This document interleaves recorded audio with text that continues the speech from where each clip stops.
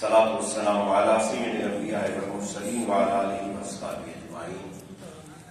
أما بعد فأعوذ بالله من الشيطان الرجيم. بسم الله الرحمن الرحيم. الصلاة والسلام عليك يا سيدي يا رسول الله وعلى آلك وأصحابك يا سيدي يا حبيب الله.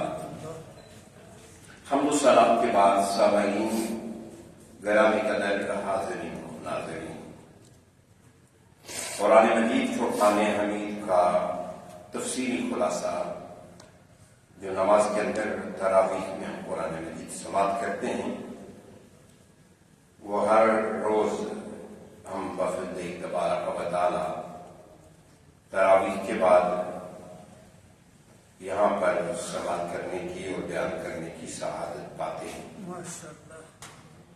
گزشتہ 2 دن کی چھٹی کے بعد آج ہم تیسرے دن خلاصہ عرض کرنے کے لیے حاضر ہوئے ہیں۔ پچھلا جو حصہ ہم نے پڑھا، جو حافظ صاحب نے سنایا اور ہم نے سننے کی سعادت حاصل کی، وہ 20واں سپارہ اور 21واں سپارہ تھا، اور 22ویں سپارے کا ثلث تک کا حصہ تھا۔ مختصر سا اس کا خلاصہ عرض کرنے کے بعد پھر میں آج کی جو تلاوت ہوئی ہے حصہ سورہ فاتر کے آخری 3 رکوع اور پھر سورہ یاسین اور سورہ صافات اور سورہ صاد اور سورہ زمر کی جو ابتدائی رکوع 2 پڑے ہیں ان کی طرف بڑھتا ہوں۔ سورہ النمل سے ہمارا تفصیلی خلاصہ رہتا تھا اور سورہ النمل کا 1 رکوع رہتا تھا۔ سورہ النمل کے 20ویں پارے کے آخری رکوع میں اللہ نے وقوع قیامت کا منظر بیان کیا، اس میں سورج کے تھپکنے کا ذکر کیا اور اس گھڑی کی جو گھبراہٹ ہے اس کا تذکرہ کیا۔ اس کے بعد سورہ القصص شروع ہوتی ہے۔ سورہ القصص قرآن مجید کی 49ویں سورت ہے ترتیب نزولی کے اعتبار سے۔ مصحف کی ترتیب میں اس کا 28واں نمبر ہے، 88 آیات اور 9 رکوع ہیں۔ اس میں انبیاء علیہ السلام کے قصص ہیں، اور یہ لفظ قرآن مجید کی آیت نمبر 25 میں آیا وَقَصَّ عَلَيْهِ الْقَصَص، اس وجہ سے سورت کا نام سورہ القصص۔ پہلے رکوع میں، دوسرے رکوع میں، تیسرے رکوع میں اور چوتھے رکوع میں حضرت موسیٰ علیہ السلام کا تذکرہ ہوا ہے، اور 5ویں رکوع میں حضور علیہ السلام پر جو نبوت کے دلائل ہیں ان کا ذکر ہوا ہے۔ 6ٹھے رکوع کے اندر نجاشی کے ایک وفد کا ذکر ہے جو حضور علیہ السلام کی بارگاہ میں آیا اور ایمان لے آیا۔ ابو جہل نے انہیں گالیاں دی تو انہوں نے آگے سے کوئی بھی جواب اسے نہ دیا، اور اتنا کہا لنا اعمالنا ولکم اعمالکم سلام علیکم لا نبتغی الجاہلین، ہم جاہلوں سے کوئی مطلب نہیں ہے۔ انہوں نے اس سے اعراض کر دیا۔ 7ویں رکوع میں قیامت کے دن مشرکین سے ایک سوال کا ذکر ہے۔ 8ویں رکوع کے اندر قارون کا تذکرہ کیا گیا۔ یہ حضرت موسیٰ علیہ السلام کا خالہ زاد یا چچا زاد بھائی تھا۔ یہ بہت مالدار تھا، 70 خچروں پر صرف اس کے خزانے کی چابیاں ڈالی جاتی۔ اس نے موسیٰ علیہ السلام نے اسے کہا اللہ کی راہ میں خرچ کر، اللہ نے تجھ پر احسان کیا ہے، تو اس طرح احسان کر، زمین میں فساد نہ کر۔ اس نے آگے سے کہا یہ مال تو مجھے میرے اپنے علم اور میری قابلیت کی وجہ سے ملا ہے۔ یہی دنیا داروں کی آج کی ذہنیت ہے، وہ بھی یہی کہتے ہیں جو کچھ ہم کماتے ہیں یہ ہمارا اپنا فن ہے، ہمارا کمال ہے، ہمارا محنت ہے، ہمارا علم ہے۔ 9ویں رکوع کے اندر پھر اس کی ہلاکت کا بھی ذکر ہوا، تباہی اور بربادی کا ذکر ہوا۔ 9ویں رکوع میں اللہ تعالیٰ نے ذکر کیا کہ جنت عاجز لوگوں کے لیے، مسکین لوگوں کے لیے ہے، یہ متقین لوگوں کے لیے جو زمین میں فساد نہیں کرتے۔ سورہ العنکبوت شروع ہوتی ہے اس کے بعد۔ یہ مصحف کی ترتیب میں اس کا 29واں نمبر ہے اور نزول کے اعتبار سے 75 نمبر سورہ ہے، مکی سورہ ہے۔ اس کی 69 آیات اور 7 رکوع ہیں۔ عنکبوت عربی میں مکڑی کہتے ہیں۔ اس میں آیت نمبر 41 میں کفار کی مثال، بتوں کی معبودوں کی مثال مکڑی کے ساتھ بیان کی گئی ہے، اس وجہ سے سورت کا نام سورۃ العنکبوت ہے۔ اس کے پہلے رکوع میں اللہ تعالیٰ نے ایمان والوں کو تسلی دی ہے، اور اس کے ساتھ ساتھ ایمان اور عمل صالح سے اللہ نے فرمایا کہ گناہوں کو مٹا دیتا ہوں، صاف ستھرا کر دیتا ہوں۔ والدین کی اطاعت کی بات کی گئی ہے، ان کی تابعداری اور ان کی اطاعت کا ذکر کیا گیا۔ دوسرے رکوع کے اندر اللہ تعالیٰ نے اہل ایمان کو ان کے وسائل پر ہونے والے تسلی کا ذکر کیا ہے۔ پیغمبروں کی احوال بیان کیے گئے ہیں، حضرت نوح، حضرت ابراہیم اور حضرت لوط علیہ السلام کا تذکرہ ہوا ہے۔ چوتھے رکوع کے اندر تیسرے رکوع میں حضرت ابراہیم کا اور حضرت لوط کا ذکر تفصیل سے ہوا ہے۔ چوتھے رکوع میں جو اللہ کا انکار کرنے والے ہیں، حق کا انکار کرنے والے ہیں اور اللہ کے مقابلے میں جو آنے والے ہیں، ان کی تباہی اور بربادی کا اللہ رب العزت نے ذکر کیا ہے۔ پانچویں رکوع میں 3 عام امور کی تلقین کی گئی ہے: تلاوت قرآن، اقامت الصلاۃ اور اللہ کا ذکر۔ اور اللہ کا ذکر یہ سب سے بڑا اللہ کا ذکر ہے۔ چھٹے رکوع میں کفار کے عذاب کی طلب کا ذکر ہے کہ وہ کہتے تھے کہ ہم پر عذاب کیوں نہیں آتا، آپ ہم پر عذاب بھیجیں، اگر آپ سچے ہیں تو ہم پر عذاب آ جائے۔ اللہ تعالیٰ اس رکوع میں مومنین مکہ کو تلقین فرما رہا ہے کہ تم ہجرت کر کے زمین کو چھوڑ کر کہیں اور چلے جاؤ، میری زمین بڑی وسیع ہے۔ کفار کے دوغلا پن اور ابلا پن کا بھی ذکر یہاں پر کیا گیا ہے۔ ساتویں رکوع میں دنیا کی بے ثباتی اور آخرت کی ابدی مسکن کا تذکرہ کیا گیا ہے، اور پھر کفار کے دوغلا پن کا یہاں پر اللہ رب العزت نے ذکر فرمایا ہے۔ سورہ الروم یہاں سے شروع ہوتی ہے، یہ مکی سورہ ہے اور ترتیب مصحف میں اس کا نمبر 30واں ہے۔ نزول کے اعتبار سے 84 نمبر سورہ ہے۔ اس کے 60 آیات اور 6 رکوع ہیں۔ اس سورہ مبارکہ کو سورہ روم اس لیے کہتے ہیں کہ اس کی 30ویں آیت میں غلبت الروم کا لفظ آیا ہے۔ اس کے پہلے رکوع میں اللہ تبارک و تعالیٰ نے ایک بشارت کا ذکر کیا ہے۔ مکہ کے مشرک ایرانیوں سے محبت کرتے تھے اور مسلمان جو تھے وہ اہل کتاب سے محبت کرتے تھے، اور روم میں اہل کتاب رہتے تھے، ایران میں آتش پرست کے انقلاب میں مقابلہ رہتا تھا۔ ایک دفعہ حملہ ہوا اور ایران والے جیت کے، مکہ والوں نے بڑا جشن منایا، تو اللہ تعالیٰ نے یہ آیات نازل کی: غلبت الروم فی ادنی الارض ومن بعد غلبہم سیغلبون فی بضع سنین۔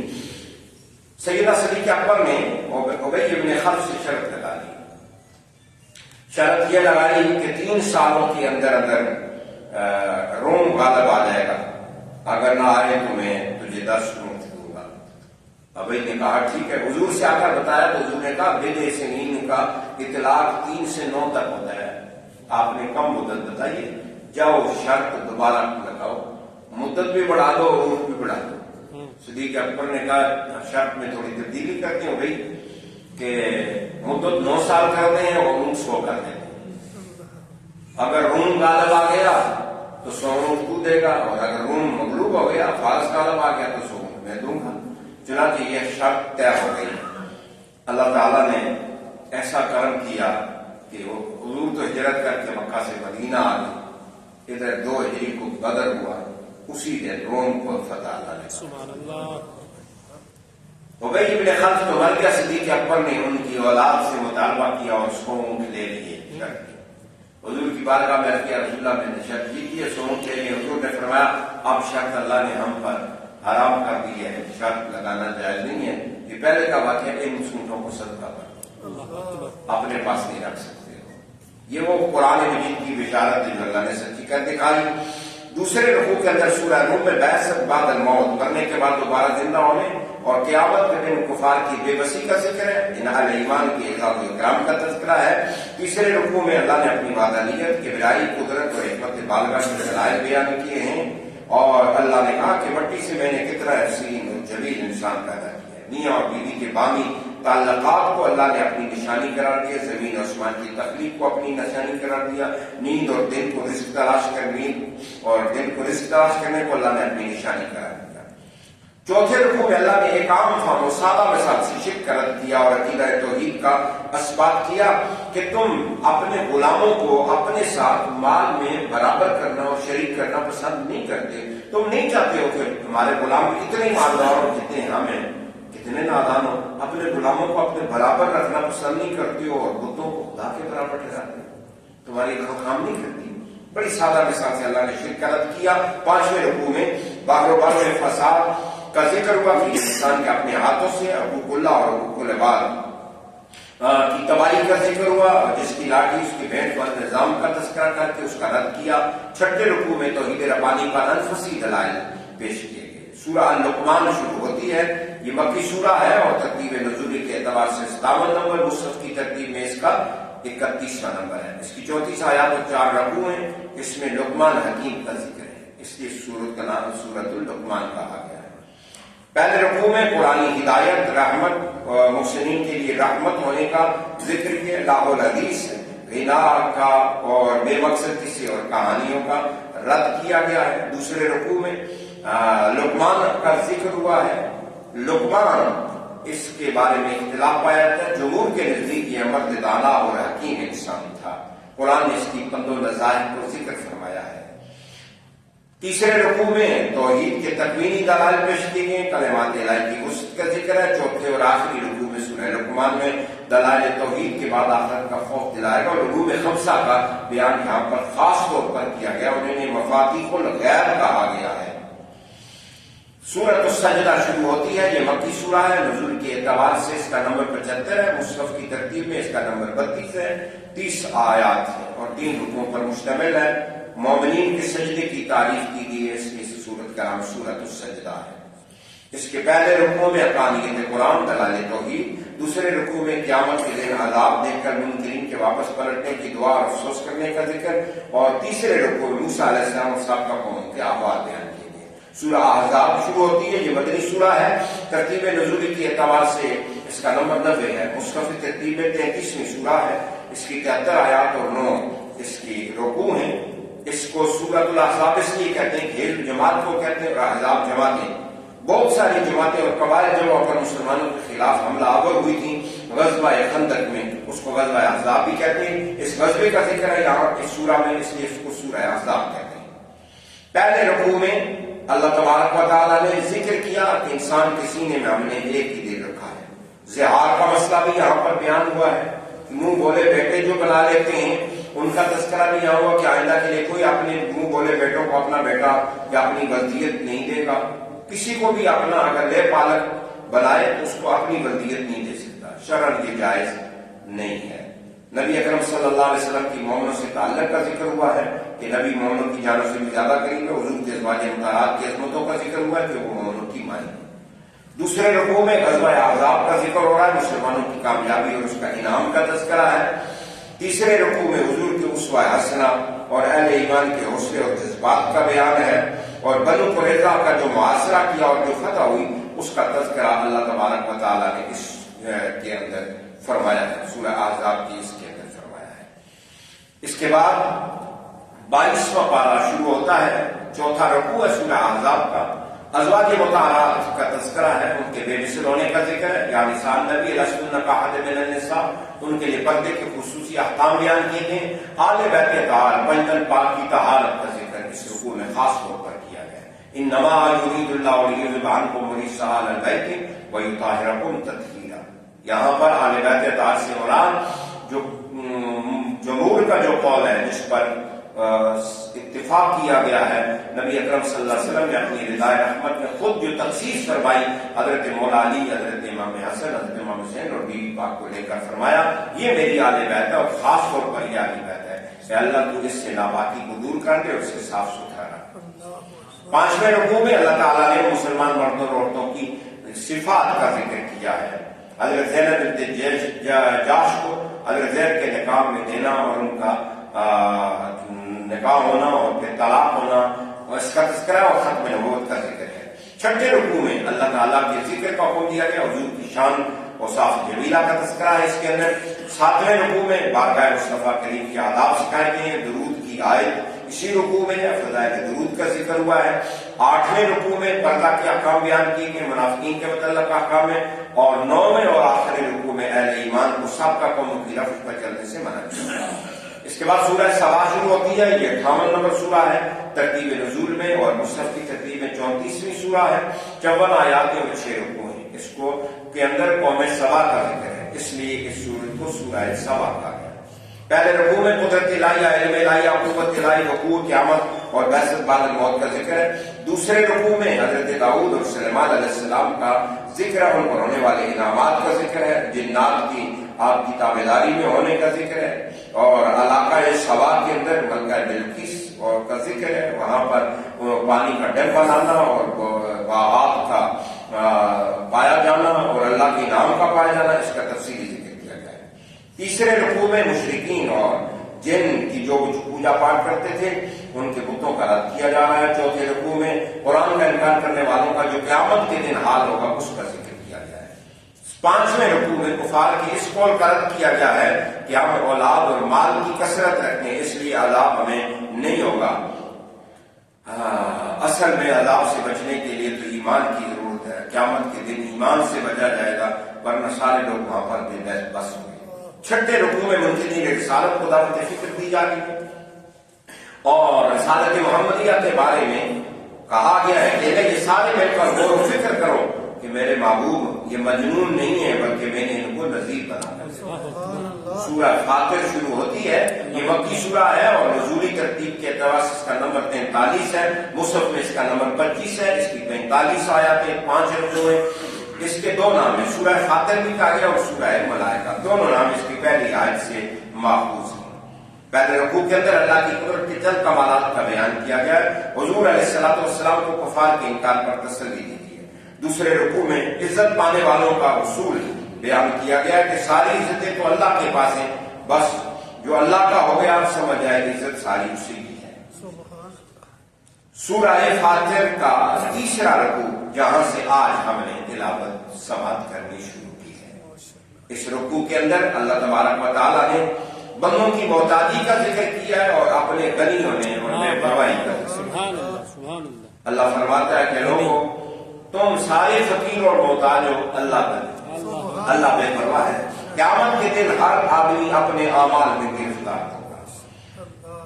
چوتھے رکوع کے اندر کتاب کی وراثت کا خاص طور پر ذکر کیا گیا ہے کہ اللہ تبارک و تعالیٰ نے اس کتاب کا وارث اپنے خاص بندوں میں سے چنیدہ لوگوں کو بنایا ہے، اور ان کے 3 گروہوں کا یہاں پر ذکر ہوا ہے، ظالم لنفسہ، مقتصد بالخیرات، مقتصد اور سابق بالخیرات۔ ایک وہ ہے جو جن سے اپنی نفسوں پر زیادتی ہو جاتی ہے، دوسرے درمیانے آنے والے، اور تیسرے وہ لوگ ہیں جو سبقت دے جانے والے ہیں۔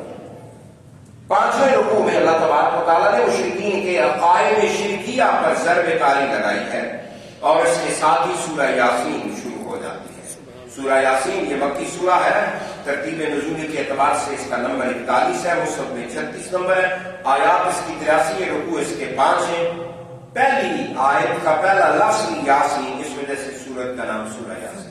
یہ وہ مبارک سورہ ہے، حضور نبی اکرم صلی اللہ علیہ وسلم ہر ایک چیز کا دل ہوتا ہے، قرآن کا دل سورہ یاسین۔ حضور نے فرمایا میرا دل یہ کرتا ہے کہ ہر مومن کے دل میں سورہ یاسین قرآن کا دل ہے، سورہ یاسین کا دل یاسین ہے، اور یاسین کا معنی یا سید الکل، یعنی اے محمد مصطفیٰ۔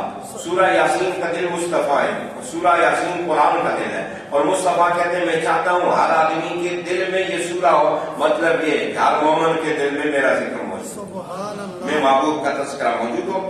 پہلی رکوع کے اندر رسالت محمدیہ کا شباب شان مصطفیٰ کا ذکر ہے۔ 3 کافر حضور علیہ السلام کو مارنے کے لیے بڑھے، پتھر اٹھا کر ابو جہل آیا، حضور کے قریب پہنچا تو پتھر اس کا گلے سے اٹک گیا، ایسے مارنے کے لیے رہا تھا، ادھر ہی اٹک گیا۔ دوسرا کافر آگے بڑھا، ولید بن مغیرہ، اس نے پتھر اٹھا کر آیا کہ حضور کو مارتا ہوں تو اندھا ہو گیا۔ تیسرا کافر آگے بڑھا، پتھر اٹھا کر وش ہو کر نیچے گر گیا۔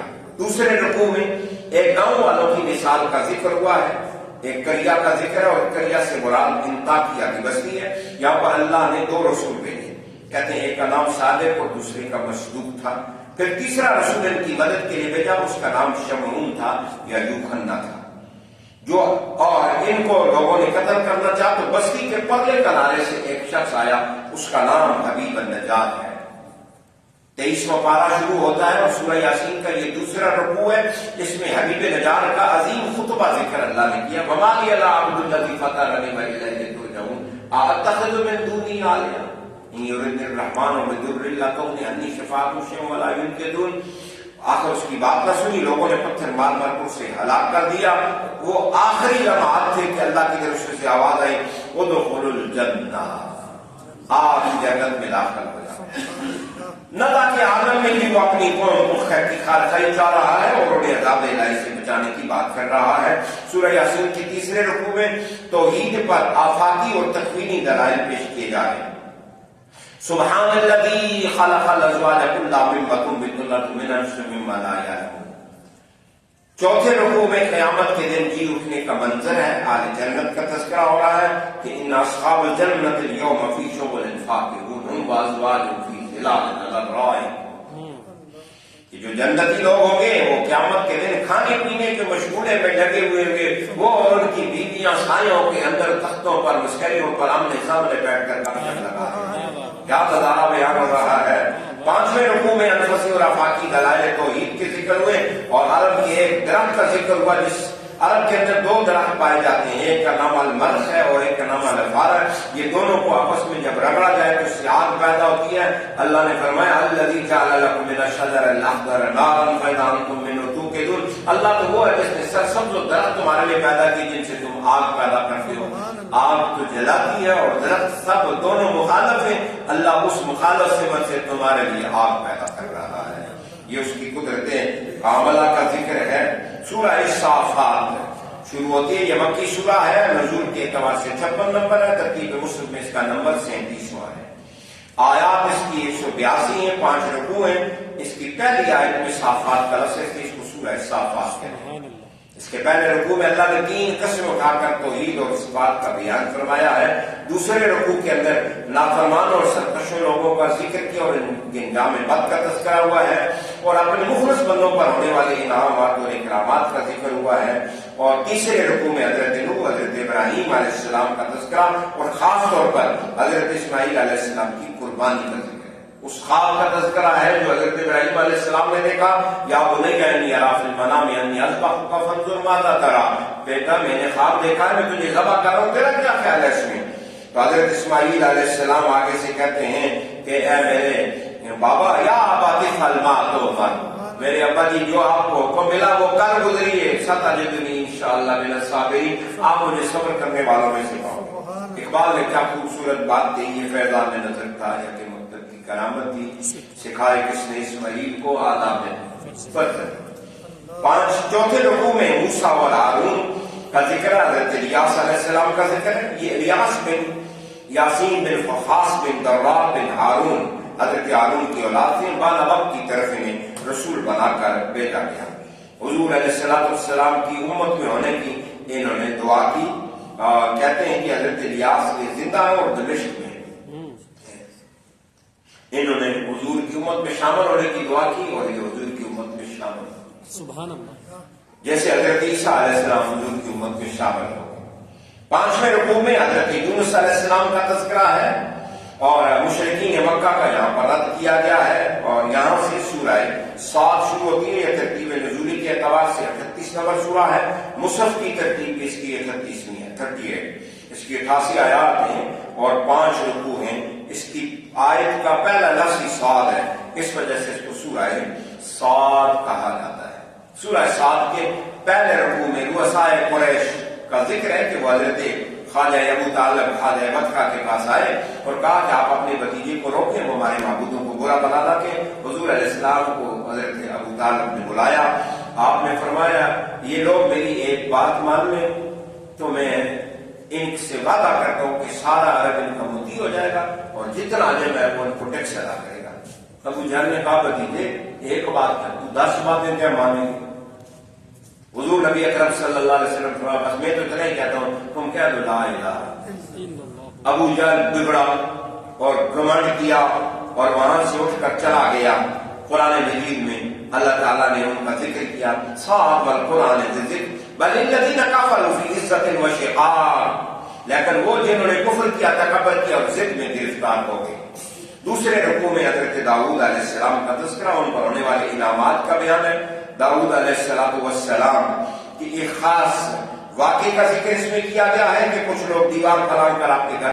چوتھے رکوع میں حضرت ایوب علیہ السلام کا ذکر، ان پر سورہ ہے، مصحف سورہ زمر ہے، آیت نمبر 71 اور 73 میں یہ لفظ آیا ہے، زمر گروہ جماعت کو کہتے ہیں۔ پہلے رکوع میں توحید باری تعالیٰ کے دلائل اور مشرکین کا رد کیا گیا، تکوینی دلائل عالم آفاق اور عالم انفس سے پیش کیے گئے ہیں، اور دوسرے رکوع میں چند اخلاق حسنہ اور خوبیوں کا ذکر ہے، اور تیسرے رکوع میں جو آج کے ہمارا 23ویں پارے کا اختتام ہو رہا ہے، اس میں شرح صدر، قرآن کی تاثیر، نبی اکرم صلی اللہ علیہ وسلم کی موت اور باقی لوگوں کی موت کا فرق بیان کیا گیا ہے۔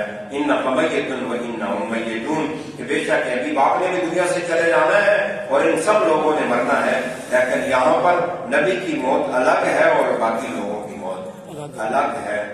جو باقی لوگ ہیں وہ تو مرتے ہیں، لیکن مرنے کے بعد ان کے رشتے ناطے ختم ہو جاتے ہیں، ان کی بیوی دوسری جگہ نکاح کر سکتی ہے۔ مصطفیٰ کریم دنیا سے گئے ہیں، قیامت تک ان کی بیویاں ان کے نکاح میں موجود ہیں۔ اللہ مجھے اور آپ کو قرآن پڑھنے سمجھنے اس پر عمل کرنے کی توفیق عطا فرمائے، آمین یا رب العالمین۔ اللهم اجعل القرآن قرينا في الدنيا ومونسا في القبر ورفيقا في الآخرة۔